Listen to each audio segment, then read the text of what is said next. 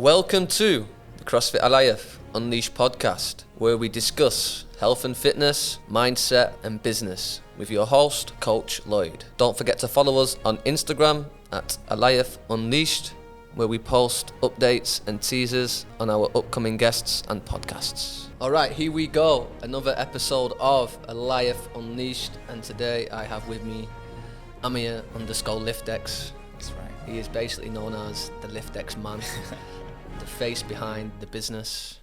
We're just basically going to get to know him on a personal level, because even myself, I know who you are, but I don't know much about you. So we're going to go a little bit through that, and then on to the main subject, which is you and your business, how it come about, what it's doing now, what it means to you, and what we're looking at in the future for Liftdex. All right, so introduce yourself, tell people who are watching and listening who you are, where you're from, and just give us a brief background on you. So, Amir, my name, born in England, in London. In London. In London. And came back out here. So my dad had a business, so started his business out here in Dubai 40 years ago. How long ago? 40. 40 years ago. So this is when I was here, when I was young, there was obviously nothing. There was just Sand. Safa Park was like that was it, like kind of the middle and all that kind of stuff. And then there was no like marina really at the time or anything like that. So it was around that time. So I went to school here till I was 11, and then boarding school. Mm-hmm. Boarding school in London, and then I would fly back every holiday, so Christmas, Easter, summer, and then obviously see the changes of Dubai, what's happening, because they just pumped it, just everything new buildings, new skyscraper, which is obviously great for Dad's business, which was all construction, oil and gas, which was booming. But yeah, that was pretty much the early stages. Yeah. And then uni, everything pretty much in London, uni, this and that, and then all the came usual back stuff. here. Yeah. So let's just go on to your dad's business, because obviously that has a role with you and Liftdex as well. So let's just give people a little background on your dad and his business. So he come over 40 years ago. What exactly was it he was doing? Did he always have plans to run this business, do this business, or did he just fall into it? Like, what was it, first of all? What was his business? Or what is it? Because it's still going now, right? What happened was actually, he came out, so everyone from my dad's from Iraq, everyone went to England. So this is where we were born there and everything like that. And everyone started making bases out in England. And he got tipped off. He goes, Dubai, come to Dubai. Everyone was like, Dubai is the thing, the new thing. And it was like dead. It was like nothing really there, desert country along with the rest of the Middle East. And then, so he came out here. And then I think it was his first trade was a crane. Some guy goes, I need a crane. He spoke to a few guys. He found a guy who sold a crane. Sold it, done, deal. Made some cash, straight cash. So how did your dad get into this in the first place? So was he just a businessman, or? His family had a business in Iraq. And during Saddam Hussein and all that time, they were seizing businesses and he was gaining more power and all that kind of stuff. So if you weren't on his side, you were against him. And then so they just scrapped that whole and then left. So they all went to the UK. So I think business was built in him a bit through that. But yeah, he did a couple things out in Dubai, and he said, "Oh, there could be something here." He's hearing like they could be doing this, they could be doing that. So he set up, made the business, mainly trading. So there's no factory or anything at this point. So trading, few things, this and that, construction related, and then set up the business, TradeX LLC, which is still here. Nice. So when I give people my trade license, they're like, "What the like?" This is an old company, because it's still all part of the same thing. So we've done is add gym related business to the trade license. So general trade license. Maybe that's company. Yeah. So that was the beginning, and then it became base for whole family. Met my mum out here as well, and then it was. I guess it was it was in his head, like, right, got 2 boys. Do what you got to do, work-wise, whatever, and come join me. Come work with me. Yeah. How was school for you in Dubai? Because obviously you was born here, right? So how was... Born in London, but came straight Sorry, away. yeah, Straight away, you did yeah. come, yeah. So it was 3 schools, basically, English schools. The rest of them were American, Arab schools, all that stuff. So there was 3 primary schools and then secondary schools as well. Not many. So everyone went to pretty much the same primary schools. And then secondary school, everyone knew each other because we would play rugby, football, like between the schools. So if you're English, you kind of knew, everyone kind of knew each other. Yeah. So, and then it leads down to like the story with Mike, with how I started with him. So primary school with him as well. But yeah, it was like relaxed, safe. Yeah. Everyone just walking around. There's no, you're going to a... Nothing like London. Nothing, no. If you're going somewhere, 5-minute drive. Yeah. Like that was it. It was easy, nice, chilled. Yeah. But the same, the weather's same. Yeah. You get the nice 6 months, you get the bad 6 months. So, That's true. but yeah, it was a simple time back then. Once you'd finished school here, you literally moved back to London. Yeah. And this is basically where you spent a lot of time studying in London. Yeah, it was boarding school. So I was with like posh boys. When I came out there, my accent was Dubai accent, so they were like, oh, is this American kid? And all that stuff, but obviously it was just international. Was you classed as a posh boy going there, or was it like, did you see it as you just going into a posh boy school? I was going to a posh boy school, but everyone there was like, they didn't want to act posh. They just wanted to be like normal. And then you get the real rah posh people. People's names like the Earl in their name, double barrel names, and all that kind of stuff. So we had a few famous guys with us at the time. Yeah, come on, name drop one. We he was a good friend of mine at the time. Didn't keep Rowan Atkinson's son. He was with me. James Blunt. Oh wow. He was in the school. Like just random guys. The guys who owns the Ritz. He was with me. Billy Vunipolo, who played rugby for England. Oh. So just like random, like just bits, like, and no one, you think, and Marco Pierre White's kid. Damn. So everyone's like, oh yeah, this like it's a famous. But when you're there, you're just like, no one cares. Yeah, exactly. So that's what was cool, and good for these guys as well, because not too much like fame on these guys. But yeah, posh school, it was very different. I like going there. I was like, oh, I'm away from my family, whatever. I had my brother with me, so it was all right, but very different. And then you definitely learn a few things. How is it different to a normal school, boarding school? How is it different, apart from more expensive for your parents? Yeah. If I had to say something, exactly, like J.K. Rowling has obviously made Harry Potter and all that and it was filmed. Harry Potter was filmed in our school as well.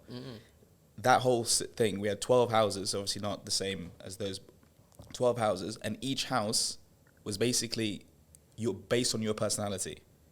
So you would go and meet all 12 house masters, and they would pick and say, and you would have like 4 guys that would say, yeah, you can come to our what's it called, our house. So you get 4 guys that accept you, and you pick out of the 4.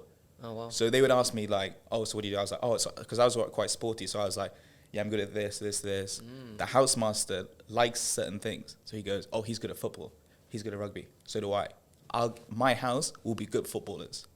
Next house, they were athletes, like more sprinters, and that kind of stuff. So that's interesting. I'd never know that. One it's of like the getting picked for a houses- football team, no? Yeah. It was quite funny. One of the houses he was a musician, I think. So he had the Asian.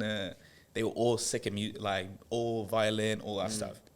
So he had all that things. So I guess, was it not obvious to what house he was going to? I guess there would have been like, he's into music, he's into sport, he's into history. Like if you was going there for history, exactly what house you're going to. Yeah. So you sort of knew before. You sort of knew, yeah. So, but also the housemaster needs to like you. So because he lives with you as well. My housemaster was with me for 7 years. Is that you? That's me. That's how now. My podcast guest has not put his phone on silent.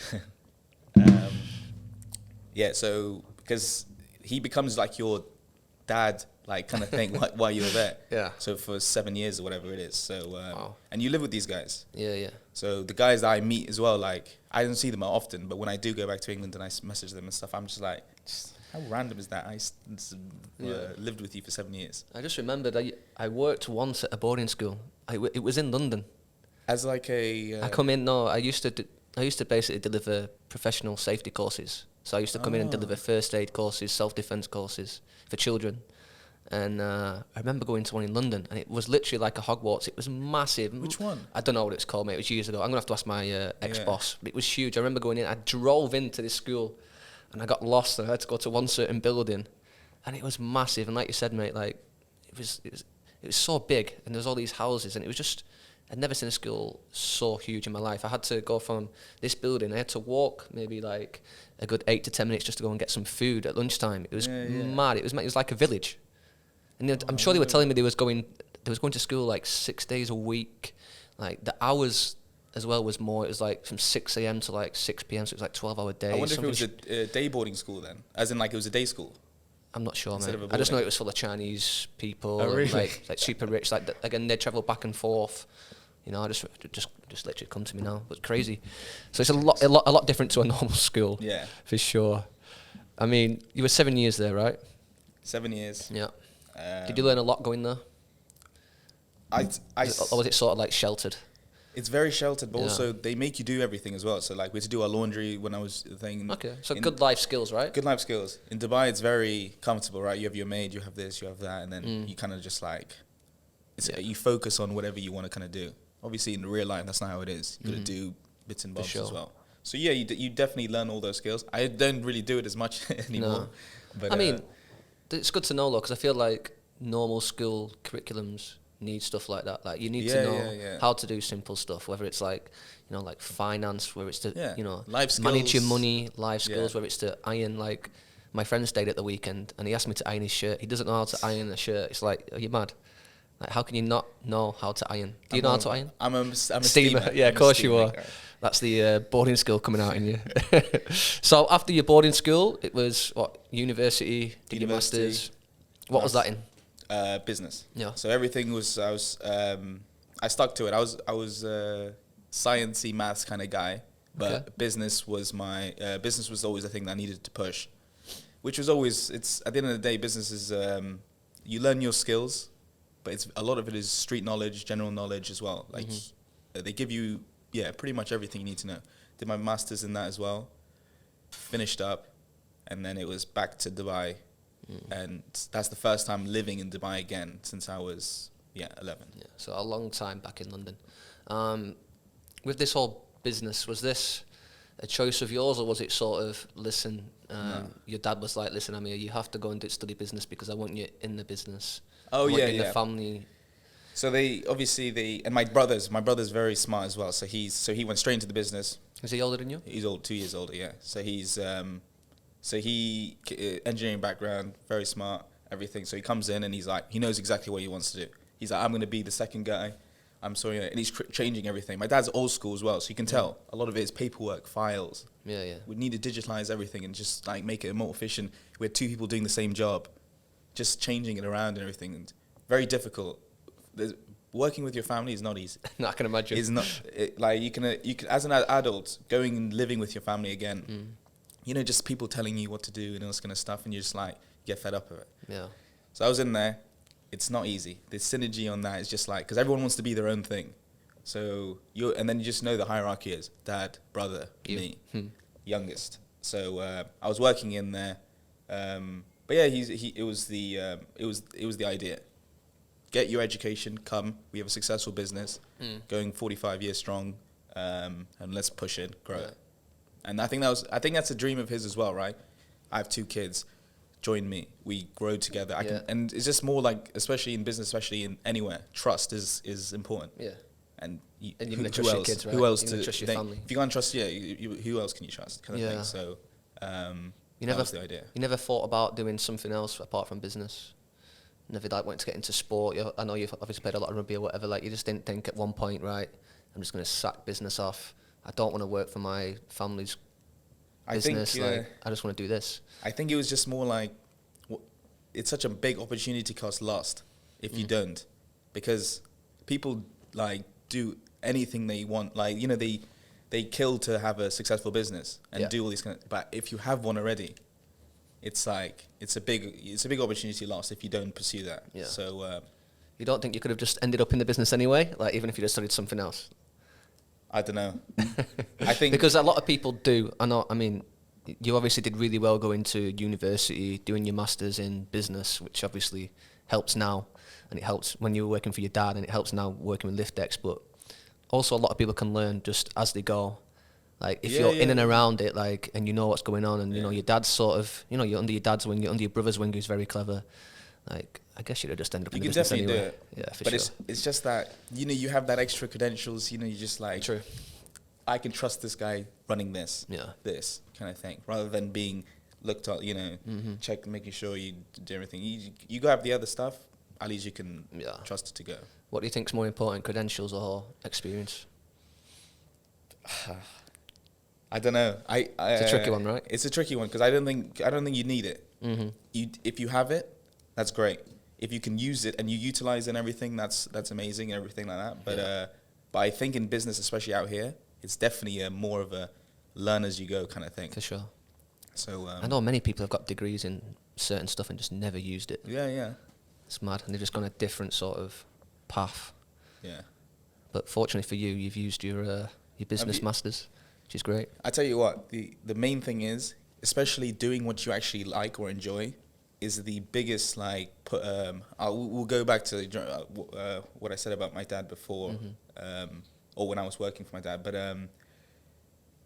doing what you actually like, you know the stuff that you learn or didn't even know you had in you just comes out, kind of thing. So such as like you're thinking of something, right? No, just like all the business stuff I learned and everything. I was like, you know what, I'm probably never gonna have to use this kind of stuff. Like when I was doing the construction stuff, but when I was doing for Liftdex, you know, more the entrepreneurial stuff just like kind of comes out of you, and you realize you didn't even have it, or you knew that you had some information and you're just kind of like pushing it out there. Yeah, fair. But yeah, definitely doing what you actually love or enjoy. Yeah. Will make the whole journey way easier. Yeah, I agree. We're pretty lucky when it comes to that, right? I feel like just your days go a lot quicker as well. Yeah, that's it. I was having this conversation with my barber this morning. I had a haircut before the podcast, and he would tell me how much he loves his job, and I just like really, but yeah, I just said like pretty crazy how, you know, there's a lot of people out there that just go and do the job because they have to. They go to the office and they hate being there, and yet here we are doing what we love, and it's just like that's pretty cool. I'm so thankful of like cutting his hair. Yeah, right. I mean, it's similar to like myself. Like he's doing something, like he's cutting my hair, he's providing a service, and he's just getting to meet people and make friends. And he loves it. That's all I'm doing, really. I'm training people, getting to know people. And it's similar to you as well, like networking, meeting new clients. Like that's part of your job, like getting to know people and creating sort of friendships and business. A lot of the networking was at the end for me also is training, right? I come with you, I come to your gym, whoever I meet kind of thing, especially at Alioth, it's like, you know, you meet quite big people as well. Yeah. So just going and training there, you could obviously, it's a bit of networking as well. Exactly, mate. Exactly. So that was you, quite busy over in London doing your uni, your masters. You'd finished that, and then you moved back to Dubai, being obviously all this time in London, and you basically worked for your dad's business for the first how many years was it? 4 or 5 years. 4 or 5 years. So what was your role exactly? Like, was it like, right, okay, I've got this job role for you, or was it like, just here we go? It was. I tried to do something that was actually out of the hair of like my brother and my dad. Right, I just wanted to be like a bit. And I was always do like your own that. thing. I was always like that. I didn't want to be like another employee kind of thing. I was like, so the only thing I was good at, and I was a bit more like easier for me, was sales. So I was in there. So then I had to learn product, go to construction sites, meet whoever, oil and gas guys. But they liked me because I was quite friendly, a bit different to the normal construction sales guy out there. So they'd be like, oh, where are you from? La, la, la. And then they would be, you know, they're always like, oh, you're quite a big chap and stuff like that. All the oil guys were English or Scottish. So I'd get along with them. Yeah. So, yeah. So even just the appearance or everything, like the fact that I did gym and stuff like that, this is obviously before anything with Liftdex. They would be like, oh, yeah, they a bit more friendly. Yeah. So the sale thing became easier. As long as I knew what I was selling to them and everything, it was all good. So I just focused on sales. For the whole 4 or 5 years? For the whole 4 or 5 years, Yeah. and then basically was leading up to just manage the sales team as well. Okay. So you're having people under you, just managing those Yeah. guys. Did you enjoy working for your dad or for your family business, or was there pros and cons? Pros and cons. Yeah. It's Give us a pro. The pros were like, at the end of the day, I was happy, and my mum does this as well. She what's this music? I don't know. Kind of like it though. She was like, I'm so happy you're working with your dad and your brother and everything. You know, this is what I always wanted as well for the family and all that stuff. So I always felt nice, like, oh yeah, like it's a good thing being, and it was a successful business. So it's like, you know, Still we is. were like, and still is, yeah. And we were like, oh yeah, this is great. But it was only, the problem was what I was, the whole sale. It was just more like, you know, you're saying like the time, looking at the clock and being like, oh God, there's this much time left. That was a lot like it. I was like, I just didn't have the drive to do it every day. Yeah. I was happy doing it, but it was 4 or 5 years at this point. So I was like, Yeah, I guess you was happy because, you know, you had some sort of... I was stable. I was a bit too comfortable and stable doing what I was doing and not really caring what I was really selling. I was just happy about the money. So I guess you was happy because your mum was happy as well, right? I was happy, yeah. Everyone was happy. Yeah. I was getting, at the end of the day, I was getting the contracts. I was happy, like, oh, we made a big deal, like, with the money and stuff like that. So I was kind of following that with that, yeah. So, yeah, that was the pros, and the cons. The cons was more like the happiness, I think, for it. Wasn't really there. I can definitely say that now, only because what I'm doing now is just wasn't sort of like giving you that some spark and get up, was it? In those 4 years as well, I was always looking to like doing something else. I was like thinking of ideas and being like, oh, what can I do? Maybe I can do, which is funny. Like maybe I'll make another division and do this instead. So I was always trying to like branch myself out a little bit. Did your dad know that you were doing that or not? I would say, like, what do you think about this? And he'd be like, no. Just be like, nah, just come back in. Let's do this. Do what you're doing. Nice. What did you learn business-wise working for your dad's company that you didn't learn while you're doing your masters? What sort of stuff did you learn actually being in and around it rather than just being at uni? Any skills, any knowledge? The business, to be honest, when I was doing with the dad stuff, it was just more personable with the clients and that kind of stuff. So I didn't actually learn that like too many different things. Fair. It's only right now where I really learned pretty much everything, because I have to do everything from A to Z from Liftdex. So now I understand about all the legal stuff, especially for this country, because it's a different ball game. But yeah, with that things, to be honest, like 4 years in, it was mainly all about sale, rather than the back end stuff. Yeah. And I always left that stuff to my brother. So basically, what you're saying is, since starting Liftdex, you've learned a lot more than Definitely what you did working 4 to 5 years for your dad's company. Yeah. Which I guess is a good thing.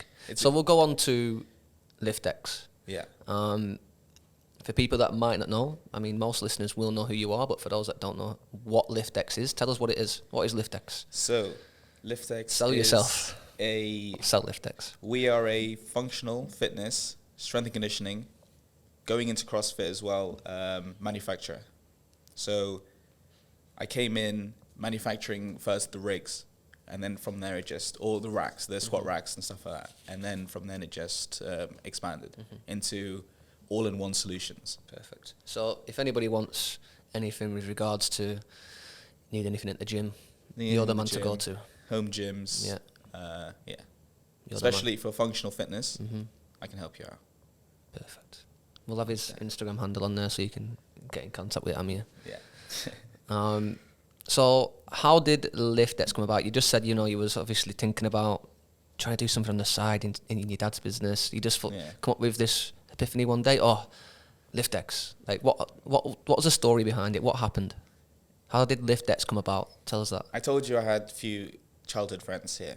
So from when I was 3 to 11, whatever it was, one of my friends out here owns a gym. So Mike. So I used to go, I didn't really even train with him. Or I used to just go just to say hi to him and just say what's up, say the other guys. And then I remember he gets a quote and he gets, I have to pay for this this rig now. And I was like, what is that? He goes, these things that I'm going to put around the gym so I can do squats and all that kind of stuff. And I was like, okay, what does it look like? And he showed it to me. I was like, you're paying that much for that? I was like, he's like, yeah. He's like, there's no other quote. This is the cheapest quote. I was like, I'll do that. You got 25,000 dirham quote. I said, I'll do it for 5,000. And I'm making money off you as well. Like, a little bit, but it's my mate's rate kind of thing. Yeah. He goes, all right, do it. Did it. One done. And he goes, this is amazing. Can you do another thing? I was like, yeah. So next day, I would just keep coming by. And he'd have a new thing for me. Let's do this. Let's do this. And I started building his gym. And then as soon as it was all done, everyone's training on it. They were like, this is great. This is amazing. He goes, you need to make a business from this. I was like, really? I was like, okay, I'll see what I can do. I would do all my sales stuff for the other business. And then when I had time, make a website, not a great one. I had 3 items, 3 squat racks. And then that was it. Maybe 1 order a month. On these things, nothing to cry home, like to tell everyone about. Still focusing on the main business every day, and then yeah, that's what happened next. I think COVID, like it was the whole COVID situation where it was. But I was about 1 year in, and I did do a fitness first gym as well, so that was like more of a commercial thing I did, and I got a bit more confident with it all. But yeah, COVID happened, or they were talking about COVID, saying like potentially they could be closing roads and this and that. So I started getting calls from once a month to once a week saying, oh, can we get squat rack? I was like, yeah, sure. Squat rack. From once a week to once a day, squat racks. To multiple days, like everyone's like, I need a squat rack. So it's just producing them out, pumping them out in bulk, and just delivering it to people. So I think that was as soon as it became the multiple once a day kind of thing, I was like, okay, now we got something on our hands. It's funny, I think looking back during COVID times, you either sank or swam, depending on what you was doing. I know that like a lot of people would obviously had a lot more time, so they'd spend time on side hustles or whatever. And it just seems like you've done the same thing. You've not sank. You've totally just gone from one sort of squat rack a month to 1 a week or whatever it might be. It's crazy. How did you manage that? Because you're doing 1 squat rack a month, which is pretty easy to sort of do off your dad's business, and then all of a sudden you're getting all these orders for more and more stuff. Like, was there a conversation that you had to have with your dad or the people in the warehouse? Like, listen, like these are the orders. This is what I need doing. Like, how did you cope with it? It was. Luckily for me, we invested a lot into the business and machinery. So a lot of it's not really labor intensive, it's machine. I see. So all I have to do is get one guy to educate him to say like, look, I'm making this, these are the dimensions. And I had to work out all the dimensions for the holes and spacing and all that kind of stuff, get the design done, send it over. And I say, look, for him, it's actually quite easy. So tubes cut, the machine does everything, cuts it, drills it, sends it out. It was more the making sure like the paint, the powder coating, everything was done correct as well. But yeah, definitely had to have a word with my dad, say like, look, because I remember he comes in at the time and the company's closed. No, like nothing's happening, construction, because it's, everyone was like, one person gets COVID, everyone's has to quarantine. So he sits with me and he goes, whole company's closed, what are we going to do? Like this kind of thing. And I was like, what do you mean company's closed? Look at this. And I show him a sheet. It's like 10 squat racks or 15 squat racks a day of stuff. And he's like, what is that? I was like, it's this. And I showed him is these squat racks that we were making. And then he was like, no way. And he's like, how much are you making? I said, I've done like 50 grand in 1 week. And he calls the factory. He's like, make sure you do this, sort this out. He's thinking, this is why I sent my son to business school. This is why he went to all these expensive schools. But, that's cool. But yeah. That was it, 3 squat racks, and then from then I thought, okay, I can't. That was it. Some guy, so many inquiries would come and say like, look, I need a squat rack, but I need to sort the barbells and plates. Do you do that? I said, nah. And then I was like, right, I need to start making bars now. So bars was the next thing. And then sourcing the plates and all the other stuff as well. So then, yeah, it was, during that, it was, if you're going for it, we need to go quick. Yeah. And we need to make sure we develop a whole line of stuff. How important is it, like, timing of everything? It just seems like everything just fell on your plate, and it's like, this is just this is just going to happen for Amir and Liftdex right now. It's like the timing of it's just been like... I wanted so many things, different things, like when I was with the other business where I was like, right, maybe I'll try this, maybe I'll try this. But this was it, and I was like, born, like, if there was going to be anything, I don't know what I would have done in my life if there was no other, like, dad's business or this. But it was like, all right, Liftdex is happening, and that was it. So now we got a right time, right place. Let's roll, and we'll got to go fast. It's mad. So, from you like just having 3 squat racks, how long was it until you was like doing all these big, massive rigs for Alaya, for example? Like, how big did it grow? How fast was it? I think within 3 months. Within 3 months, I had a whole line: bars, plates, dumbbells, kettlebells. I even tried my own bikes. You know, the assault bikes and all that stuff. And they were like, I would find a guy in China to see if I can do it. I definitely sold them, but they were not good. That's what, and I give props to like Assault and Concept 2. You can't replicate these products. They're to like top. Yeah. But now I have the contracts with them, so like, you know, from trying to do a knockoff to actually working with them and so being their supplier for the region is obviously big news. Yeah, I mean, kind of kudos for you and Liftdex, right? Getting all these sort of partnerships and working with these sort of big companies, which is great. But yeah, within 3 to 5 months, it was getting everything. Yeah. And obviously, how many mistakes happened in the process from trying to make a new line. Yeah. And because at this point, there's not real much time for testing. Someone says, I want this now. You've got to give it. Yeah. And then they say, oh, this is wrong with this. And I'm like, all right, let me check it. You basically asked my next question, because I was just about to ask you, like, what sort of mistakes did you face when you was, like, in them, 1 to 6 months? Like, you must have learnt so much going through that. With regards to running a business, with regards to manufacturing certain things. Yeah. It was mainly to be fair, the products were all fine, all great, bars, plates, a few teething errors with like wall balls. Like it's quite difficult to get a good wall ball right because of the weight distribution. But you learn all these things. But it's mainly the installation, because I was like, I don't have a team at this point. My company is a supplier, not really a contractor. So we don't have a team we manufacture, we give to the contractor, and then they do the building construction stuff. So we had just laborers for just making the stuff, but no one to install. Okay. In Dubai, you know what it's like. You buy a product, you get it installed. No one knows how to put things together, right? IKEA IKEA even have a service now for doing it for you. Yeah. So they come in. You have to pay extra, don't you? You pay a bit extra, but people will do it. Oh, for sure. So I had to come in, and I remember I put it down. They were like, "Yeah, can you put it up?" I was like, "Oh, okay." So I'd come, me and my driver, we'd start drilling into people's walls and stuff like that, and then pipes bursting, water pipes bursting outside. If there was a pull-up bar or something outside, inside, electrical fusing the house. So definitely some mistakes in that space. You definitely learned from your mistakes, right? So I guess you've got a good team now to put in. Full team now. Yeah. Who knows everything, like back to front. Yeah. Who knows where all the wine, where all the things are. Yeah, no bursting women's pipes now.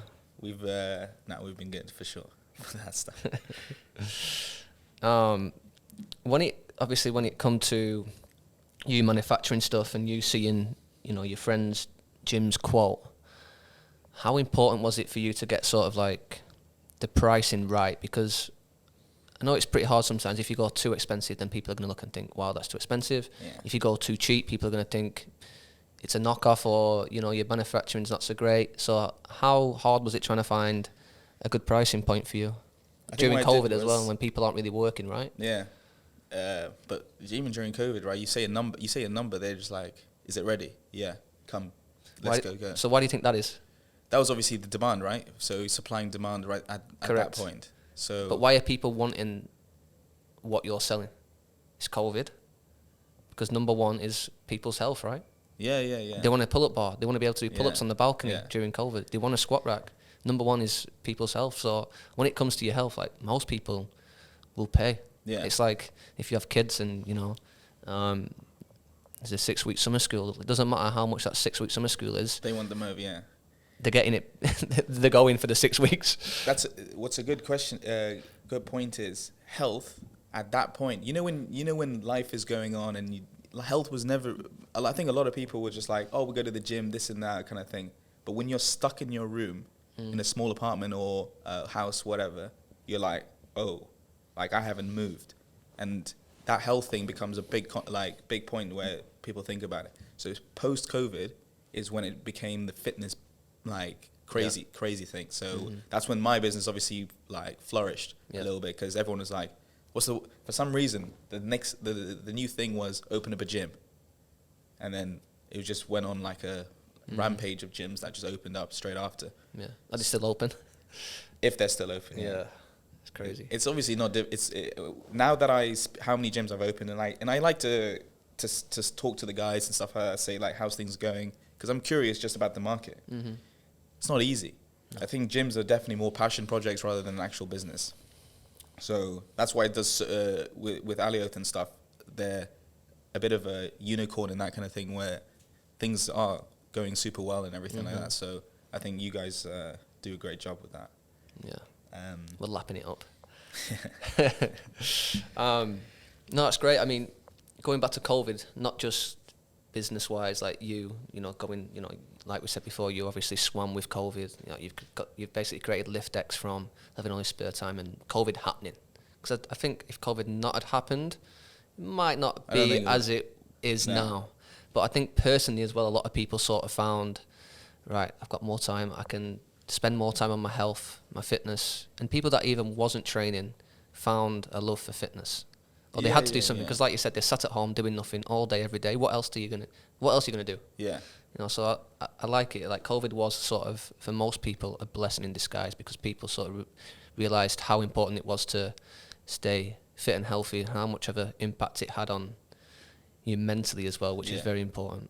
No, for sure. And you definitely helped those people by installing pull-up bars and stuff and giving them squat racks. I hope I helped them, and I'm glad that.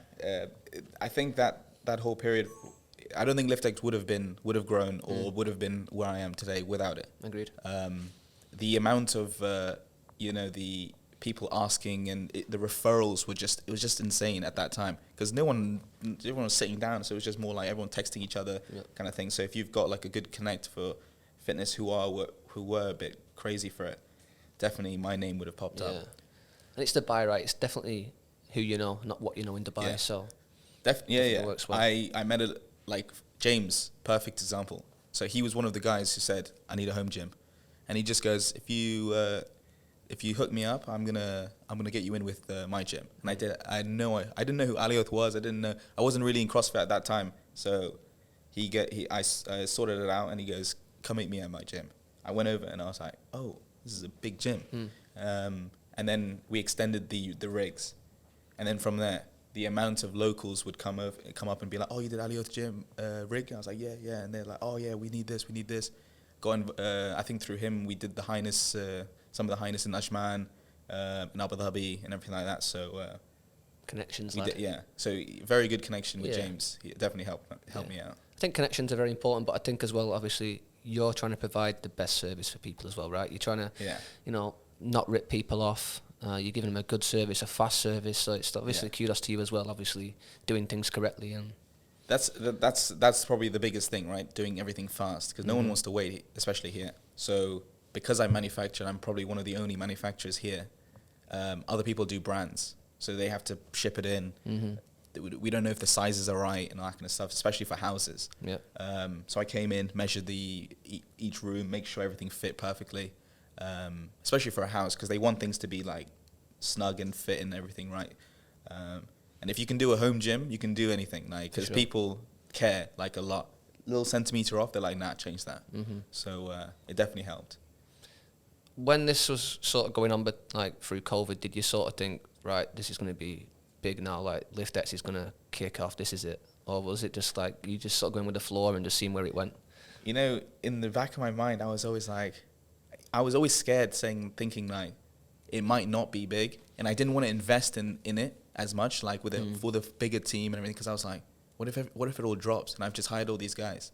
So I always tried to keep a bit more like reserved about it all, but then it just keep going. It was just more like, I'd be like, oh, there's no new projects this month, and then something would happen, and then I would get 2 more, and it would always just flow. Yeah. So and grow. So the growth in the 3 years now we've been open have been like crazy. So definitely happy with how things are going. And now obviously I have invested and I've put a full team and everything together.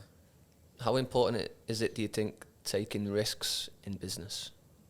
It's very scary. Yeah. Especially like exactly how I was very reserved, thinking it wasn't so that risk to add team, machines, and everything like that. Especially all the stock as well, to buy all the raw material to make what I'm doing.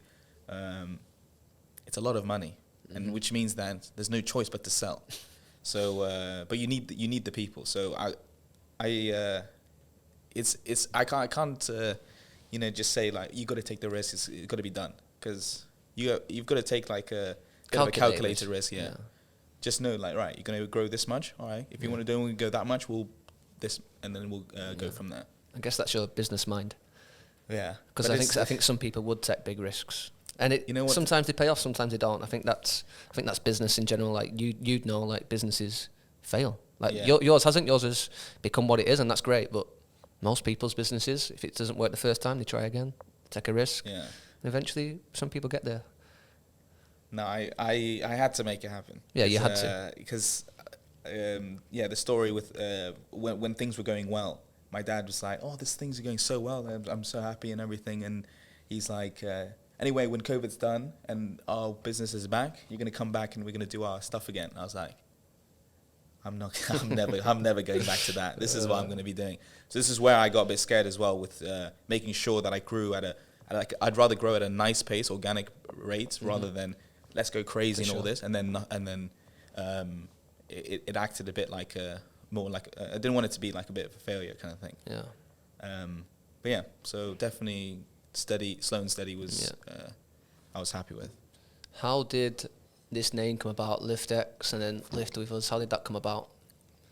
What's your dad's company called again? So dad's company called Tradex Engineering. So Tradex. So Tradex similar to very similar. Name, right? So it was more like a night out with friends, the guys that grew up here, and they know my dad's company.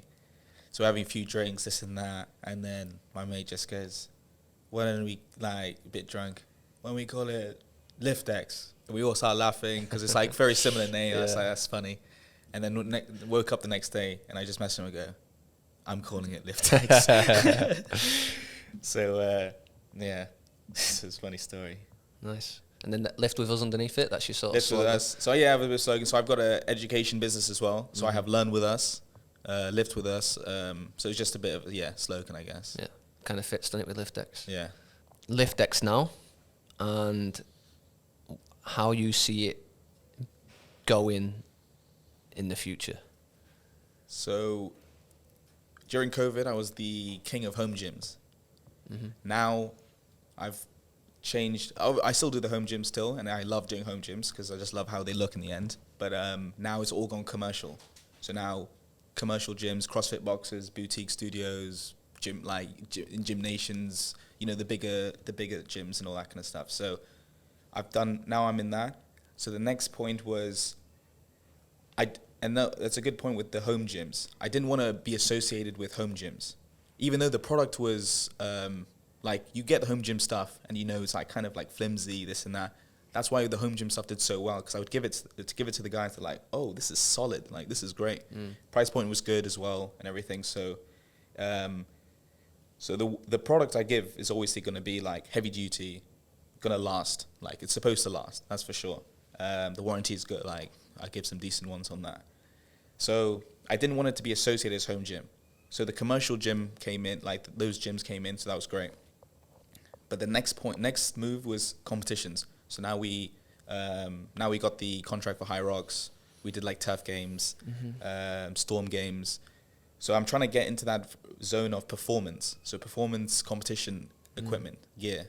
So it'll be for, obviously, if a home gym guy wants it, they get it. And it's going to be good. It's going to be good stuff. So they can train with it as much as they want, no problem. Commercial gym, they want it, great. And it'll just get to the point where I want it to be like, oh, this guy was using the competition. If it's good enough for that, it's going to definitely good enough for my home as well as my commercial gym. Yeah. So it's just linking it all together kind of thing. Yeah, I think you want Liftdex to sort of be that one-stop go-to company where everybody in the UAE will go to. Whether it's like a little boutique studio, whether it's a fitness first global gym, whether it's a CrossFit gym, like you just want Liftdex to be part of it. Yes. Which is good. The whole, like the biggest inspiration for it all is looking at Rogue and what they've done. And the beauty about Rogue is, if you go to America, the product's not expensive. It's affordable. Just trying to get it here.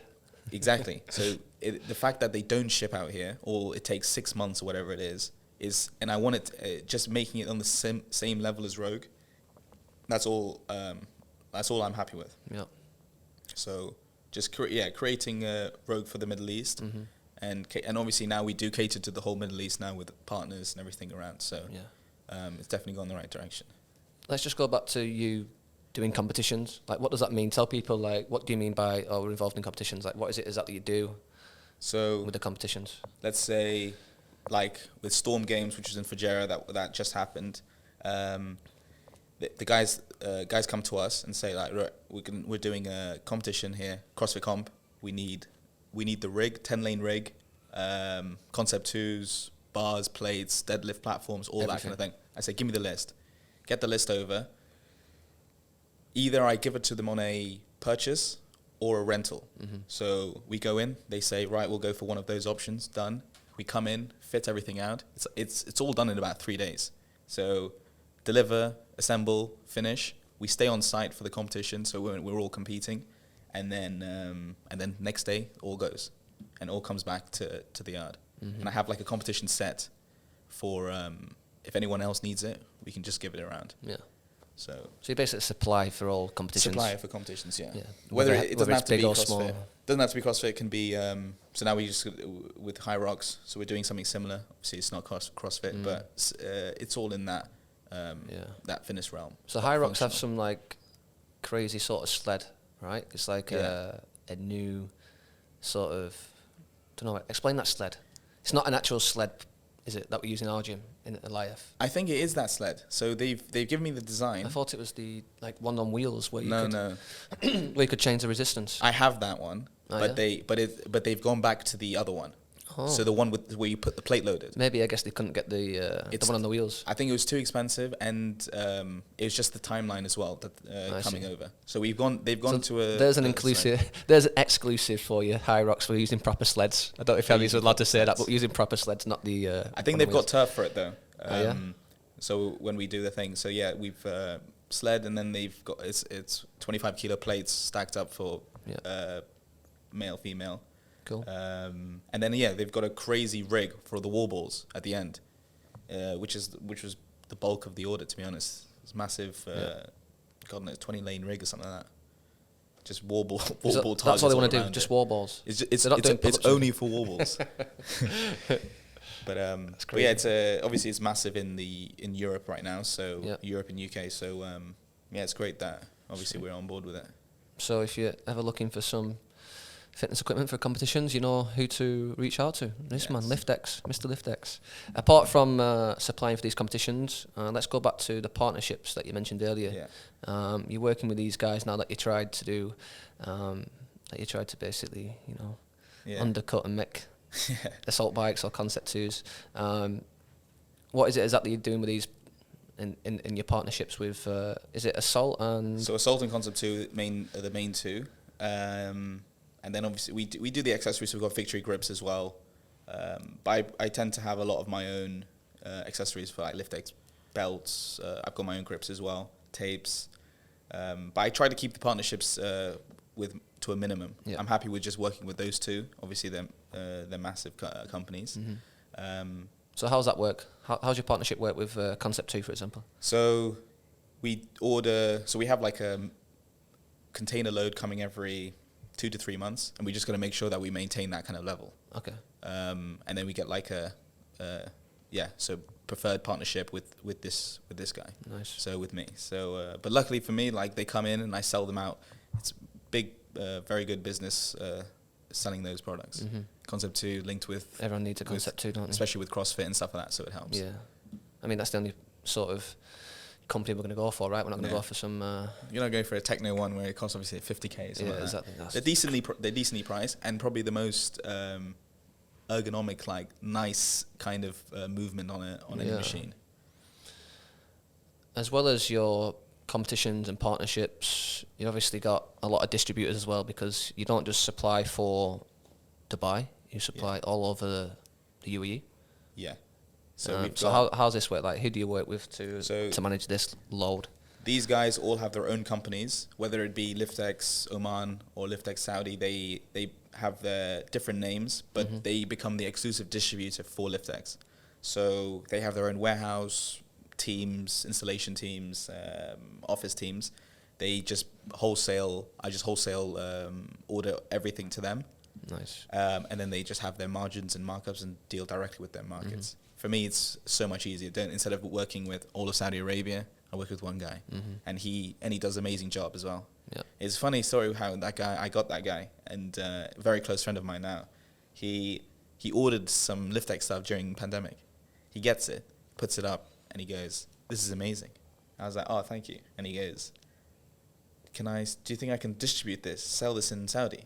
I was like, "If you want." And he goes, "Okay, let me see what I can do." 1 week later, he sends me like, he's like, "Right, I need this." Order comes in. And since then, he's just doing, like, Saudi Arabia is just such a massive market, right? And I think strength and conditioning and functional is just, bodybuilding in Middle East is so massive, but it's like old school.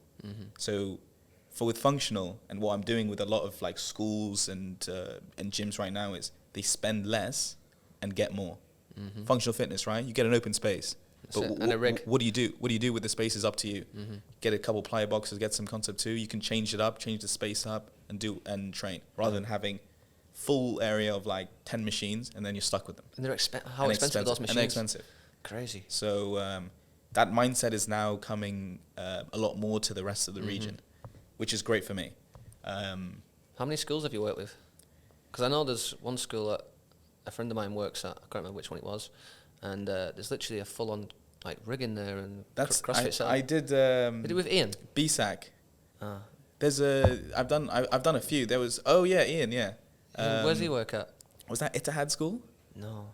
What's the main school over here? Gems. Yes. He works Yeah, at yeah. Gems. So we've done a few Gems. I'm just finishing a couple more.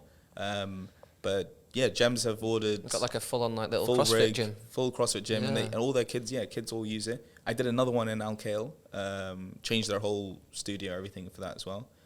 But yeah, the schools is a I think it's because for schools that they increase all their gym and all their like sporting stuff, which means all the kids like, oh, they have a new performance studio.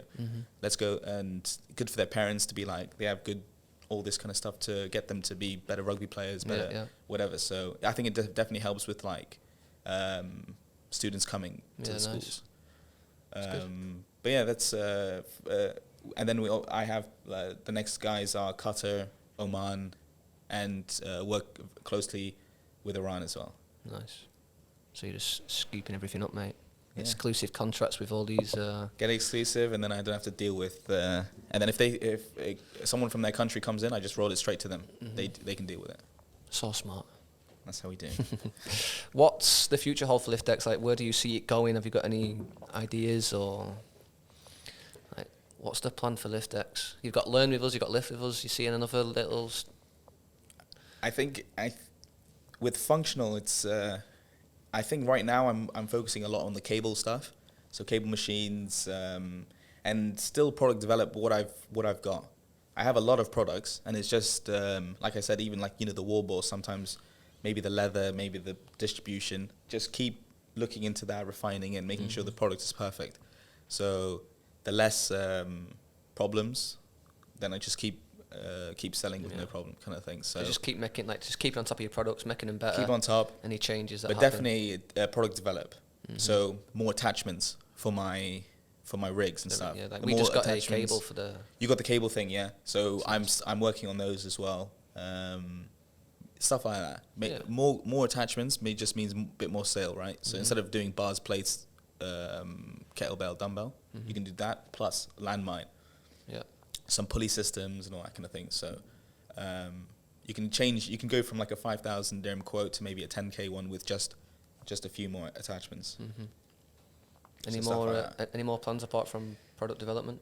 And then I guess try and do a bit more like distribution jobs with people. I've got them now, but if you get the wrong guy, you're in trouble. So definitely you get a lot of people saying, "Can I distribute this?" But you need to make sure that the guy's legit. Yeah, legit, good company, good guy, because he represents you in that region, right? If he's a bit of a funny guy, then they'll just assume the company's like that as well. Yeah. So definitely work with the right guy for that. But yeah, I think there's definitely a few things to do. The education's business as well. So we do with ISSA in America. So we're with reps as well. So we just do all the certified personal trainers, level 1, level 2, level 3. We also do the like specialism stuff, bodybuilding, glute specialist, nutrition. Nice. So you can add on to that. So if people want to become a level 1, level 2, level 3 personal trainer, they can also they learn come with down. Liftdex and go We've on a got some course. great tutors, great team for that. And it also helps, right? So I get them certified. They go to a gym, they go to a home gym, and then the client says, "Right, I need some stuff." He goes, "I know the guy." Yeah. I know the guy. I know the guy. I got my certification from that company, Yeah. and then it just becomes a bit more of a cycle. Yeah. It's funny how you say, "Oh, I know the guy." Like, you are the face of Liftdex, whether you like it or not. Yeah, I definitely put myself out there. Yeah. With all the competitions that we get contracts with, I compete in them as well. We're out there training at this and that kind of thing. So I think that's a good thing. It's like networking, right? Like, yeah. We all know that you are the face of Liftdex, and then for you to be around the community and Definitely, yeah. be involved, it definitely helps the business for sure. Especially this region, right? It's small. We know a lot of the guys that usually if there's competition, we all know who's coming, probably who's going to win. Yeah. And that kind of thing. So, it's good for sure. Yeah. I met so many guys who's definitely helped me across the way. Yeah. What are the cons of being the face of Liftdex then? It's just everyone. There's no day off, right? You go on holiday, everyone's like, "Where's Amir going? Where's this?" Yeah. And then you can't really switch off. But yeah, I've definitely tried to make it as easy when I'm not there as well. But when you leave on holiday, you come back, you're expecting, right, what's gone wrong now, kind of thing. But now it's everything's actually quite good now. How many work calls or messages have you had in this last hour? Go on, have a look. Give us a look. How many? Let's see. It's probably the same person just calling non-stop saying, "Where's my stuff?" Let's see. I guess you're always 3. on the phone, right? 3. That's not too bad. Let's see this one. This one's probably from my mum. 3 on this one as well. There we are. So 6 calls since we started this chat, which is not too bad. But yeah, I guess it's hard work. Like you said, pros and cons, like being on holiday, having to get your phone out all the time, and I guess maybe in the future it might change, mate. Work hard now and then, reap the benefits in the future. We'll see. Which I'm hoping will happen for you. We'll finish off with one question. If you had one piece of advice for someone wanting to set up their own sort of business, whether it's similar to what you're doing, whether it's something totally different, what advice would you give them? I think we talked about it quite well with the already having a successful business with my dad's and being in it doesn't mean anything unless you love what you're doing, right? So yeah, I think that's where everything really comes out of yourself, which maybe you didn't even know you had in you. That entrepreneurial spirit, that whatever. If you like it or love it, it'll make all the difference. But definitely like something that can monetize, just like can make money. Yeah. As well, like can be successful. I don't like anything and then just be like, and then it's got nothing to do with anything. But if you have an idea, make sure you're in it like all the way and then push it for sure. I think a lot of people have ideas, but they just don't know how to act on them, right? I I've got a friend who lives in Abu Dhabi, and he is the man of ideas. He's got this idea, It's like so many Shark business Tank. ideas, and then it's like, all right, then well, what are you gonna do about it? And Yeah. he's never done anything about any of his ideas. So I think you do have to. What's interesting act is on them. I have a friend as well like that, but all the ideas are great. I'm like, Yeah. oh, that's actually not bad. I say, if you don't do it, I'm going to do it. Yeah, for like, sure. kind of thing. So, Well, you're too busy to do any of the business, Yeah. but for now. but yeah, it's definitely, I think definitely, push what you like or love, and it'll make everything a lot easier. There we are. Wise words from the face of Liftdex. Amir. Thanks for joining us, mate. It's been a pleasure. No worries. And I'll see you soon. Thanks for listening and watching. A big thank you to our main podcast sponsor, Practical, for supplying guests with some tasty snacks, and you guys for watching on our YouTube channel. Please subscribe and let us know what you think by dropping a message in the comment section below.